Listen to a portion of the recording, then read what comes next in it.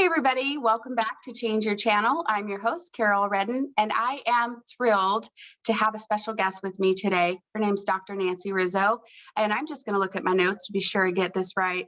Dr. Nancy is a certified functional health coach, also doctor of philosophy in energy, medicine, and biophysics, along with a lot of other things that honestly are difficult for me to even say. But I've been seeing Dr. Nancy for, I think, a little over a year now, and she has really helped me with a lot of my physical ailments. So I thought it would be great if we could have her on the show just to talk a little bit about the work that she does, how she helps people, and I think we're going to maybe talk a little bit about what she's seen in my reports so that you all can get a glimpse as to, what the outcome would be for you if you see Dr. Nancy. So thank you, Dr. Nancy, for joining us today. And I'll turn it over to you to share a little bit about your background and all your amazing experience. Oh, you're very kind, very kind. Good to be here, and thank you, Carol. I appreciate the opportunity. Background, for the first 22 years of my career, I was a radiation oncology physicist and worked in treating and helping assist with radiation delivery for oncology patients. And the last 15 years were at Mayo Clinic here in Scottsdale, Arizona. And I'm happy to say, proud to say that the last couple of years I served as the co-chair of the program of integrative medicine as they were getting it up and running here in Scottsdale. Wow. And then I left to develop my own technology, which is what you will see if you go to healthycircuits.com. And it's a technology that allows us to see a window into the body, right? It looks into the function energetically, but it's basically looking at what creates energy in your body, which is mitochondria. Mitochondria are in every single one of your cells, and except for your blood cells. And it's what takes your air that you breathe, the food that you eat, and the water that you drink, and makes energy for it. And if I can measure that throughout the entire body, so we can look at 49 main systems and structures throughout the body, we can tell you, one, what your body is doing, what the energy status is of them, but also what probable risk there is of developing issues for them. Mm-hmm. Yeah. While it all sounds a little woo-woo and new, and you wonder, okay, why isn't it out there more? Original technology is out of Russia. It was based in Kirlian photography. Really? Yeah, it was around in the 1920s, actually. And in the 80s, the Russians finally digitized it, and they were using it actually as one of the qualifiers. You had to go through what was called corona imaging to see at an Olympic level whether you could compete or not. Wow. Because, again, it's looking at your energetics, right? So do you have what it takes to compete at that level? And then how do they augment them if you aren't, right? Do we boost up nutrients? How do we help you? And it's a nice feedback for them.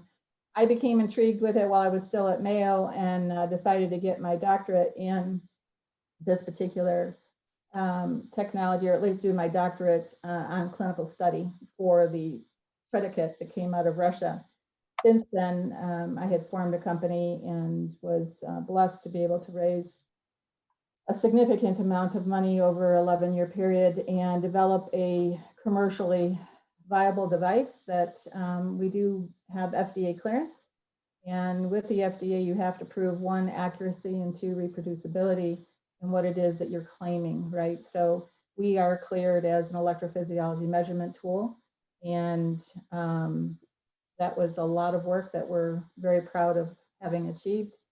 I am now back in private practice and also doing research with the equipment, and just really trying to help people understand that they're energetic, right? We are a spiritual, mental, physical, always interacting energy being, and there's so many interactions around us. It's just important to help us optimize that. And information is information, and knowledge is power, if you will, and it certainly can help you with your health and achieve some of the goals and wellness. And in this day and age, I think we can use every opportunity to support that. Yeah, I agree. And I'm sorry, I'm taking notes as you're talking, because like I said at the beginning, so many of those words, I mean, I'm familiar with them, but I really have to think about things when you say electrophysiology, measurement tool. I really, and I've been there, I've seen the tools, but so I'm just processing a little bit.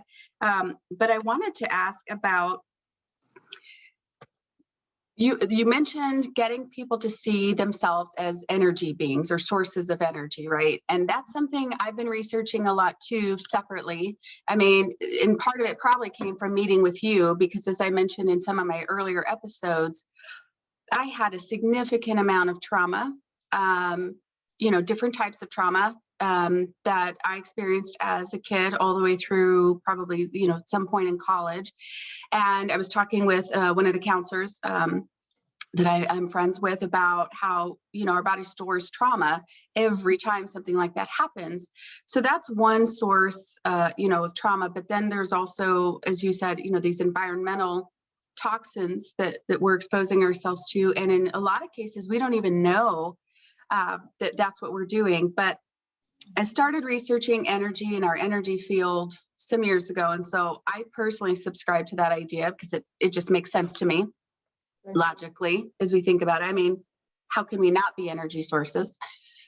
Even if you put it on something on a level that people are more familiar with, EKGs, right? People know what EKGs are. If you have someone that's having a heart attack and their heart stops, what do? They put electrical paddles on your heart. Why? Because it's an electrical muscle. Right? Oh. Everything in your body is electrical. Your brain, when they do an electroencephalogram, they're measuring the electricity that's active in your brain, your nerves, everything works in electricity, but people don't really understand that that's how the body's working as an electrical being, right? Yeah, that's a great point. You're right. I think we just don't make that connection.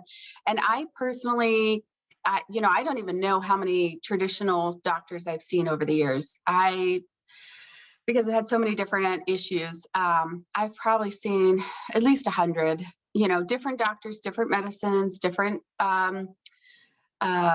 treatments, protocols. And what I'm wondering what you would say, and I guess I also want to be clear that my intention here is not to promote one thing over another. I think some people need to do what makes sense for them, but my goal is to increase awareness of this resource so that people can look into it, and if they feel it makes sense for them, they can also check it out. I've seen a benefit, so it's just one of the resources and tools I'm wanting to share with people, again, so that they can change their thoughts, feelings, and actions to live a happier, healthier life. Okay. Visiting you would be one of those actions. Well, thank you. Yeah, and I would wonder if you have a thought as to what you might say to somebody who says, well, I have all these doctors, traditional medicine. How is this going to help me if traditional medicine hasn't been able to help me? Does that ever come up with patients? Oh, significant. And typically, now it's less so because more people are knowing about the technology and experiencing it. But primarily, initially, I was being sent the hardest cases that Western medicine could not figure out what was wrong. Because think about what it is that we have in Western medicine that allows us to look into the body. You have MRIs, you have CTs, you have ultrasounds, right? Mm-hmm. You have blood values. Those things you have to have a certain size. So things have had to progress or have a trauma of a certain size for those imaging systems to actually see them. Okay? Oh. Now, when it's mitochondria that we're looking at and how the body is actually functioning to produce, and to give you an example, is your liver working? Well, you can get a blood test and it'll say, yeah, it's working. The blood tests are saying it's normal. But I can actually tell you, is your liver struggling to work? Meaning, is it very toxic? Is it overloaded with toxins? I can see something that they call fatty liver. Western medicine can also see it, but I can see why you have fatty liver because I'm looking at the entire body. And that's the other important thing, I guess. It's where all of these other tests are looking at little snapshots of your body, aspects, right? With my system, because we're looking at the entire body as an integrated whole, both from the nervous system's point as well as a physical function point, I'm able to look at the harmony and where we're, if you look at the body as this beautiful orchestra, right? What instruments aren't playing in tune? And so what organs are struggling? And how do we help you? Like you mentioned, people don't understand toxicity values. They think that they're doing well, they're exercising. And that's the thing that most people have such a hard time with.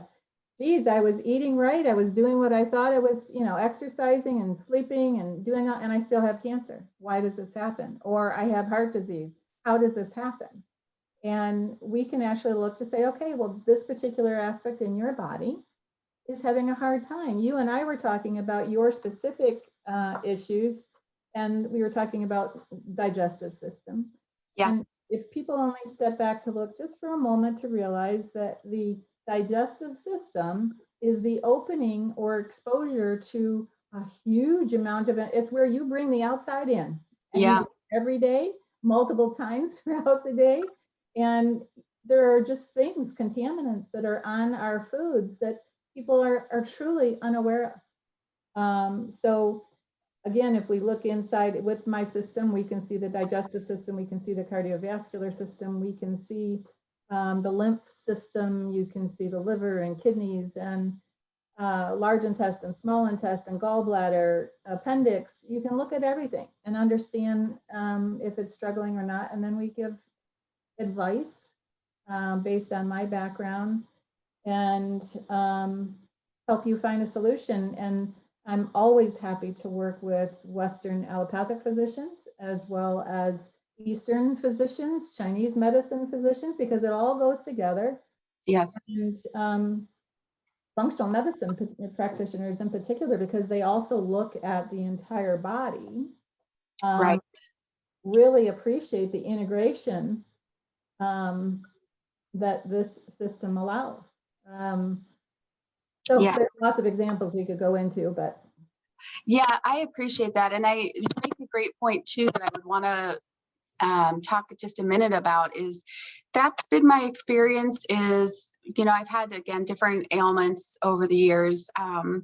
And I have found that when I do go see traditional medicine doctors, in many cases, and this is not to bash traditional medicine, I think it's maybe just the way it's built or designed. And that is, they look at the one thing that maybe I might be experiencing. And then oftentimes they either dismiss it as something that I'm just imagining, or they say, well, here's this medicine, try this. But we never really get to the cause of the thing. And I'll be honest, I'm not a huge proponent of taking medications. I mentioned in a previous episode, I took medication for anxiety off and on over the years. And I got to a point where I found that I was having more side effects than benefits from the medicine. So I just eventually stopped and I'm doing more holistic things. But I do appreciate the fact that you are able to, and so, like you said, some of the other functional medicine, integrative medicine are able to look at the whole body. Yep. I think that's a big distinction between the work that you're doing and maybe some of the traditional medicine. And I guess I also want to point out too that, you mentioned, and for everybody watching or listening, I told Dr. Nancy, feel free to share whatever you like about my business, because I've already shared so much more personal stuff. Knowing that I'm dealing with, gut health is, it's really not that personal. But what I did want to point out to that, for anybody experiencing things, similar to that, I actually have some family members. I personally believe, and I don't want to get off topic, but I think that our gut and our brain are connected. We do know that. And we do know that, again, when we experience certain traumas and we internalize them, that's where they're kind of going and hanging out. And it's from what I have learned and read as far as energy. And then unless we're processing those kinds of things, they're just going to continue to hang out. So in my mind, I know that you're helping me work on some of those, some of the things that came up on my report, but I would want to say to other people too, if you're going through something like that and you have been through lots of traumas, it's worth supplementing, I think, medical work with something like this, at least to start to look at what's going on biochemically, or at least, I don't know if biochemically is the right way, but certainly at a very core level. So definitely I would want to circle back, for that.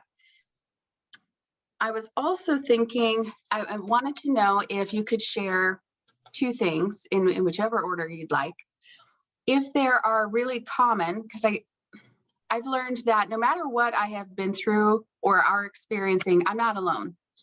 There are lots of people, and it's a little bit freeing and, comforting to know that other people suffer. I guess it's not really the way I want to say it, but it just helps me to know I'm not alone. So are there common ailments, if you will, that you see from a majority of folks, and or in whatever order, the common sources of those toxins that you're talking about? Sure. You and I, as we were talking and preparing for our call today, one of the major things, 90% of the people that I see coming through my office have some form of digestive issue. And really? Yeah. Because the digestive system is the entryway to toxins, or the access point from outside to the inside, people are walking around and not understanding what those contaminants are. So there's a variety of issues right now. Celiac or gluten intolerance and all of those kinds of things are aspects. You were dealing with a specific bacterial out of balance, right? Mm-hmm. But one of the things, and again, this is not to bash allopathic medicine, but my thing is here is that you want to have the opportunity to experience all of these things, right? Not to the exclusion of one or the other. Marry them and come up with the best solution for you, and find out learn the language of your body. What is your body responding to? But back to your questions, 90% of the folks out there are dealing with digestive issues. Why are they dealing with it? One, when you're taking in toxins, I'll give you one of the biggest culprits, and it's touted as something that is relatively okay for you to take, which is the canola oil. Okay, canola oil in your body is like taking and swallowing plastic. What? It hits plastic to your body. It actually prevents your body from creating electricity. Canola oil? I'm sorry. Canola oil. Like the thing you buy at the store. Yes, that almost all mayonnaises are made with. So anything that isn't the original form, right? So the least amount of processing. I use something that's very simple as a rule of thumb for eating, and it's not about religion, so don't let that, but if God made it, you can eat it, and if God didn't make it, you can't eat it. So the least amount of processing, the healthier the food is coming in, all right? So canola oil, where does it come from? You know where it comes from? Was it grown? Was it processed? What's it created from? So anything that is, so safe oils, just to give you an example, so we have people have takeaways, right? So you have olive oil, you've got coconut oil, you've got ghee, which is clarified butter, and let's see, avocado oil, if it's of a very high quality. And the reason why different oils are better, some are better than others, besides taste, is that coconut oil can be cooked at higher temperatures, so it has a higher flash point, right? So it doesn't cause a change in the oil composition so that it becomes toxic to the body. Olive oil is lower temperatures so that it remains healthy for the body. So there are different things that you learn when you understand, different nutritional aspects. But you talked about toxins. Not washing the pesticides off of your foods. If you're eating and you're already eating primarily whole foods, but you're not eating organic, and even now, unfortunately, our organic foods are also contaminated, which is really, yeah. So, but it's still better to have those than it is to have some of the other conventionally grown with other spray on. I'll not say those names out loud, but there are bad things that are in our environment that harm us. So make sure you wash them, spray them down with vinegar and water is a nice, apple cider vinegar or white vinegar in water, and spray because apples come in and they've got fungus on the skin. So what happens? You eat it and you get fungus in your gut if your gut is already susceptible to it. So, but apples are very, very good for you. They're healthy for the body. I'm not one of those people that say stay away from fruits and all of this. It's always about moderation and just watching what it is that you're bringing in. Again, knowledge is power, and support for you and your health. Well, yeah, and I blew my mind with that canola oil. So now I'm going to start looking for that. But you said, you said coconut oil, avocado oil, if it's high quality, olive oil. I think it cut out a little bit. That's a good one or an okay one. Yeah. Olive oil Oil at low temperatures, yes. at low temperature. And then you said ghee. Is that what it is? Ghee is Ghee. Okay. And it is clarified butter. Typically comes in a jar. And I don't refrigerate it. It sits out on my counter. It stays wonderful for a long time. We typically use it faster. I prefer butter over, meaning ghee, to cook sometimes over a coconut oil. My mom doesn't like coconut oil. And so when we cook, I use that if we're doing something else. Now, and what is that the same as, because, you know, I'm vegan, so I don't have butter, or at least I'm mostly vegan. So I shouldn't really say I'm vegan because I know true vegans would not appreciate that. But I generally don't eat any meat or animal products. So I have, I guess it's margarine. It's a vegetable spread. Is that no bueno? That's a no bueno big time. I think I'm poisoning myself, Dr. Nancy, because I eat that regularly on my baked potatoes. Yeah, no, and you know, one of the things I tell people, and when you know, everybody's carb focused and carb phobic now, right? Oh, we can't eat baked potatoes. Well, actually, baked potatoes, when they're done easy in the oven, when you eat them just like that, and people go, oh, I can't eat it. Well, actually, if you clean it really well, dry it, and then roll it in olive oil, and then roll it in sea salt and bake it that way, if you learn to appreciate how lovely that taste is. And you can actually cut it up if you don't cut all the way through the potato, so kind of cut a whole bunch of slots in the top of the potato, drizzle the olive oil and sea salt on that and bake it that way. It's a very, very nice treat, but it's also very healthy for cleaning out the liver. So it's so good for the body, right? But you can't put your butter on it, babe, so sorry. Well, I was thinking of that the other day as I was having it because I don't eat meat. And so I'm always looking for something that's filling, that's kind of quick. But not only do I use the vegetable spread, but I think I use too much. I'm guessing that doesn't help my gut situation. No, any fake oil will deter from your body's immune system as well as your ability to make energy. So okay. The body. Okay. So on my list, get rid of that. But then, so you talked a little bit about the contaminants in food. Are there other sources of toxins that we were talking before we started about, you know, like the water that's coming in, or, you know, cell phone towers and, you know, things that I watched a whole documentary. I'm pretty sure it was on PBS because I used to be really obsessed with PBS, about there's a whole community of people who live like off the grid because they were super sensitive to all of this electromagnetic stuff. So it was weird that they allowed people to come in and do a documentary, but it was, you could see they were physically ill when put next to certain things. So if you had to pick 3 other things besides foods that we, you know, experience as toxins commonly, what might those be? Well, it's absolutely water, right? So tap water is a big no-no, right? You're drinking your bottled water that is always in plastics, another very, very big no-no. So when I talk to folks and I say, okay, what kind of water are you drinking? Well, I drink the filtered water from my refrigerator. Okay, how many times do you change that filter, and is it getting rid of fluorides?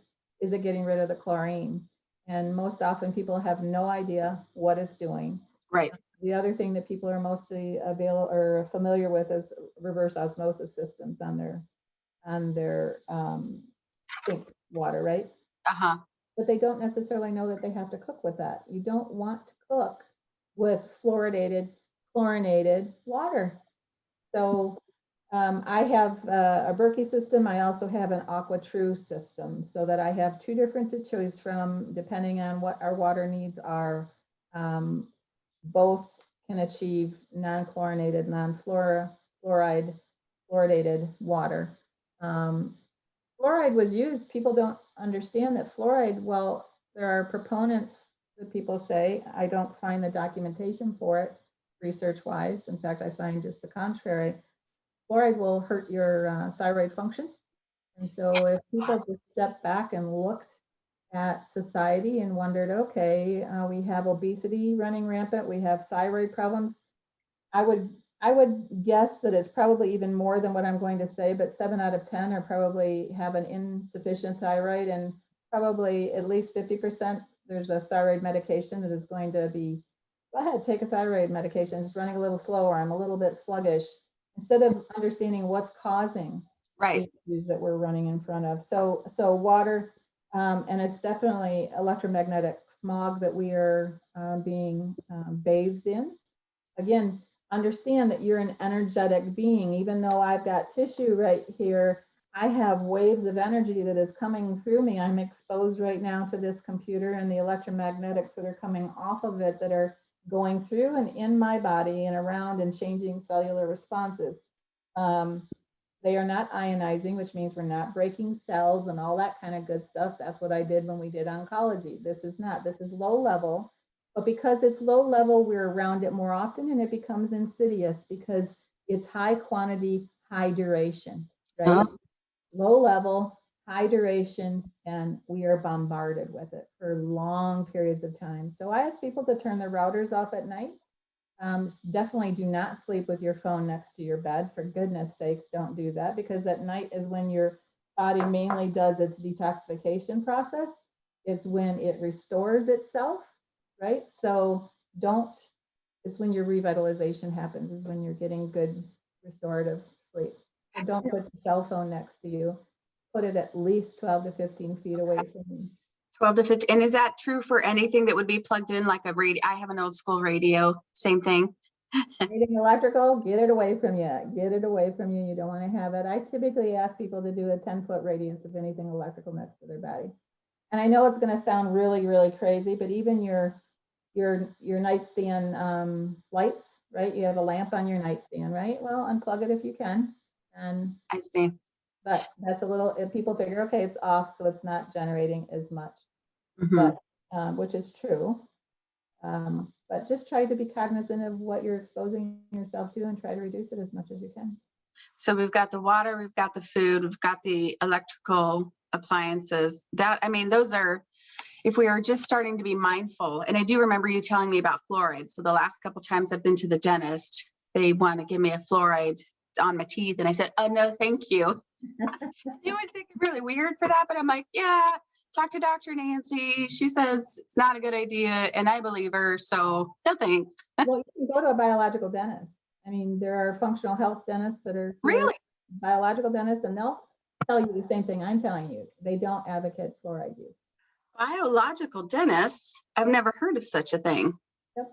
Okay. We do the removal of all the mercury, and that's one of the other contributing factors to people. When you've got poor oral health or mouth health, right, that contributes, we know, to diabetic metabolism issues, because you're constantly having this bacterial drain inside of the body, and it contributes to cardiovascular issues as well. So keeping the mouth nice and clean and healthy is awesome. But these biological dentists will actually help people that have had mercury fillings, remove them safely so that they're not toxic to the rest of the body. And that's, you asked about another toxin, it's heavy metals. What are we exposed to? So the most prevalent that people come in contact with on a regular basis is putting gas in your car. Heavy metals. What? Even breathing the fumes, right? So I don't think around us, people just don't know. Yeah, I don't think of gas as a heavy metal. I think of it as a gas. So that's where my ignorance comes in, of course. But I do remember you telling me, and correct me if I'm wrong, this will blow your mind if you're watching or listening. There's a certain amount of gas in Coke, or I shouldn't say Coke, but like those kinds of products. Something there's benzene in sodas. And the amount of other products that are in sodas are so incredibly detrimental to the body, whether you're doing full throttle sugar or you're doing fake sugar. Fake sugar is cancer in a bottle, and the full throttle allows other things to take root in the body. But basically, their toxin loads are huge and are hugely disruptive to the. Honey, they've shown, I mean, they've shown examples where there are different sodas that will take rust off of your car.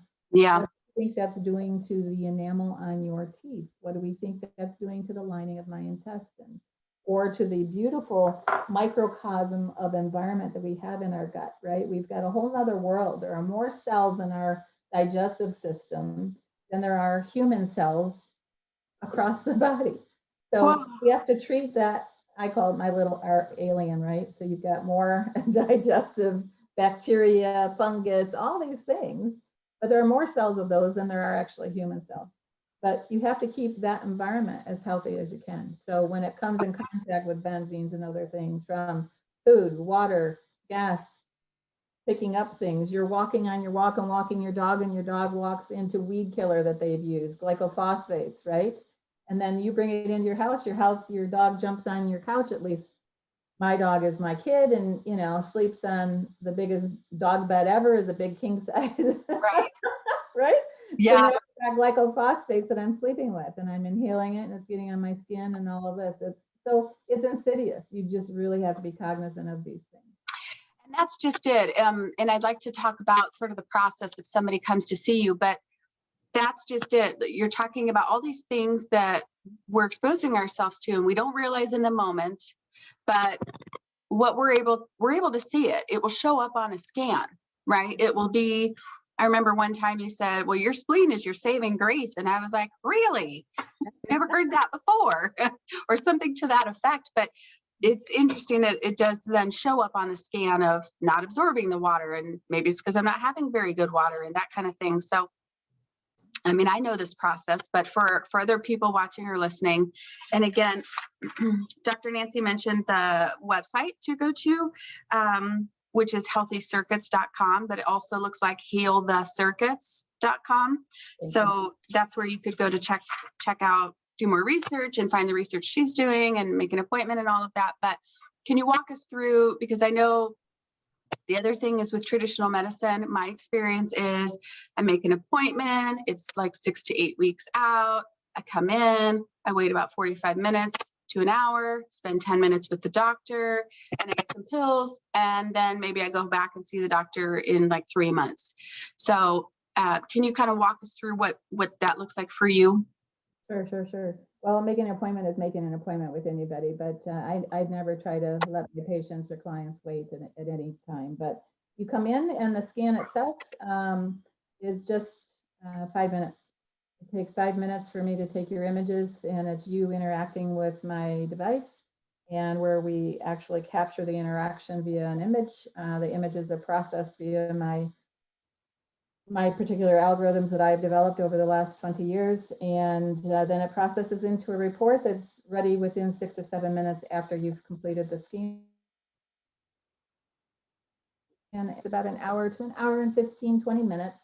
And we go through your entire report. And we talk about what your history is and what your issues are. I typically do not ask you what your symptoms are or what your issues are prior to us doing a scan, unless you want to share them. But I don't ask, because the scan's going to show us what it is. And then as we go through, you share, oh yeah, I'm having this or that, or this is what I'm exposed to.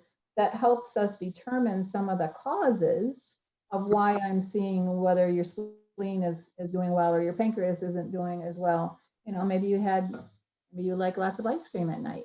Different people have different habits. But anyway, so within the hour to an hour and 15 minutes, you have that, and we go through a game plan for you. We create a lifestyle plan, and then typically same day, your report is emailed to you with the suggestions and or lifestyle recommendations. And when you say report, I mean, I just want to share, it's 20 pages. Yep, it's 22 pages long. Yeah, and it is very detailed, and it goes system by system, and it's color coded. You can see, but also it's what's the word I want?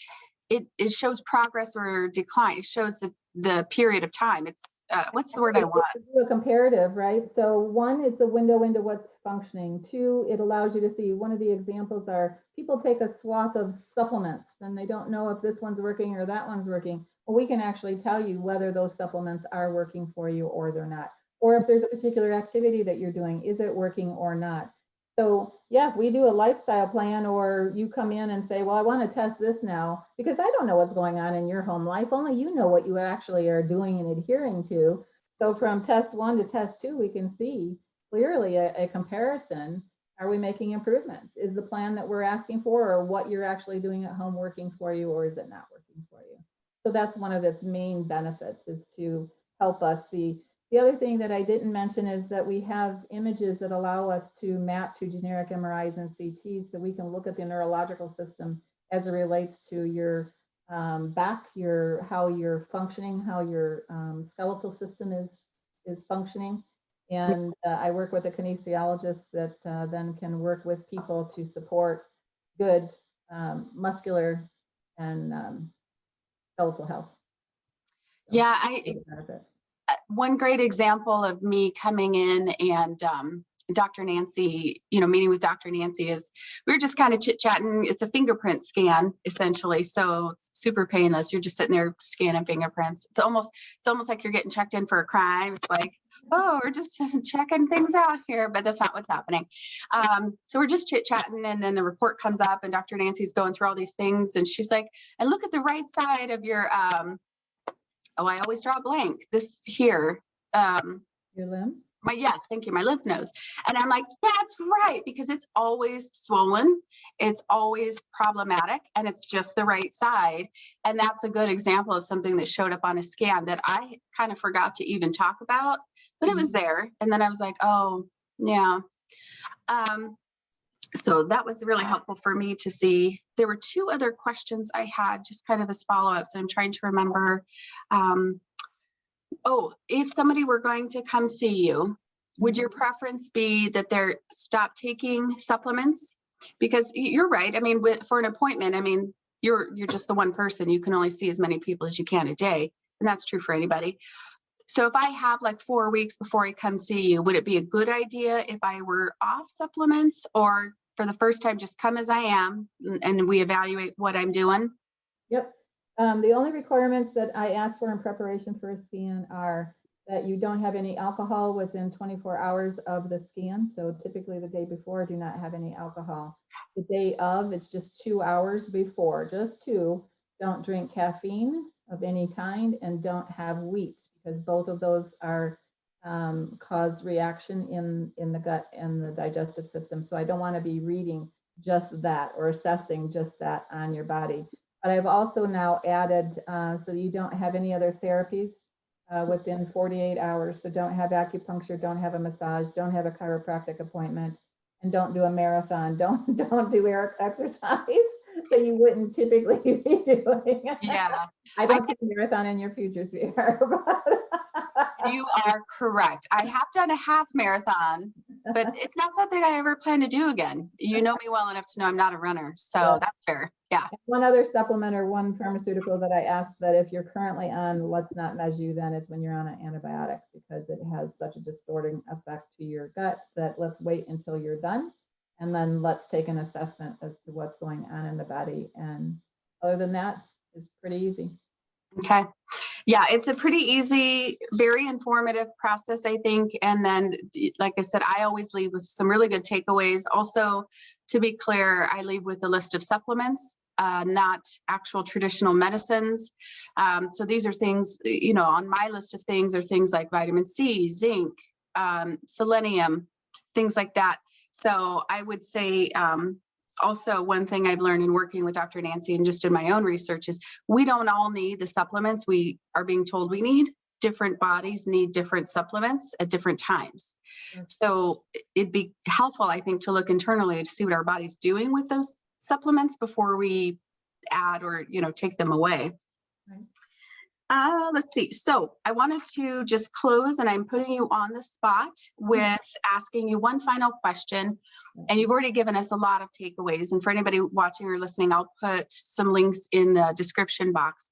But if you could say, just from a holistic health perspective, if there was one thing we could do today I think I know what you're going to say, but if there was one thing we could do to just improve our overall health, which is the action part of Change Your Channel, what might that one thing be? Drink plenty of good, clean water. One of the waters that I advocate is Mountain Valley Spring Water. It's in the green bottles in your grocery store. It's in glass bottles. It's never been in plastic. I've actually measured it with my equipment. It has a wonderful energetics to it. Would I still ask you to add minerals to it? Absolutely, because those minerals are what support the electricity of your body. But drinking plenty of water, and when you say plenty, I'm going to give you the example that I tell everybody across the board. If you weigh 100 pounds, you're going to drink at least 50 ounces. Here in Arizona, 50 ounces daily, okay? And here in Arizona, for every activity outside that you have, you're outside for an hour, that's another 8 ounces of water. I know that seems a lot, but we are very, very dry climate here. It's amazing how much moisture we give up from our skin on a constant basis. So, and you know, a great resource, if people want to read and learn about water, is its most important thing, is that there's a book called Your Body's Many Cries for Water. And it's by a wonderful gentleman who is no longer on the earth with us, but his name is Dr. Batman Gehalvi. And it's available at Amazon. Just look up The Body's Many Cries for Water, and it will really help you understand how much water, the symptoms that you're having. You know, a lot of people have foggy brain and sluggish. A lot of that comes from not having enough water. Listen, I am in that place where I am sluggish all day, every day. And that's why when we're setting up these calls, I'm like, can we not do the morning? Because it's so hard. It's really so hard to wake up and then be alert that I just don't feel like I'm really functioning, you know? So, and I appreciate that. I've been thinking of water, which one actually final caveat I meant to follow up. You mentioned you have a Berkey system and an AquaTrue system, depending on what your needs are. Do you cook with one and drink with the other? It's just like if you have to fill up a pot because you're cooking something with water, right? You want a lot of throughput. I've got a Royal Berkey, so I think it has 3 gallons. AquaTrue, it allows you to see how much water you're putting through. So you can use the Berkey for cooking and vice versa. It's just the amount of water that we drink in our household that I have to. I see. I want to thank you so much for coming in, or not really coming in, but joining me, taking your time today. I've learned a lot, even more than I knew before. Are there any final words of wisdom, thoughts, or pieces of notes that we should take from today that we didn't cover? Drink your water, breathe deep, enjoy, find something to be happy and in gratitude for every day. And that's all I can suggest. I love it. And thank you for the opportunity, Carol. Oh, you're welcome. Thank you so much. And thanks to everybody who's listening. If you'd like to hear more information about Change Your Channel, you can find us at www.changeyourchannel.life. You can also find us on Facebook, which is Change Your Channel. That's our page name. You can sign up for a weekly newsletter. I will tell you it's about weekly-ish right now, but I am working on that. And I want to thank everybody for your support. Have a great day.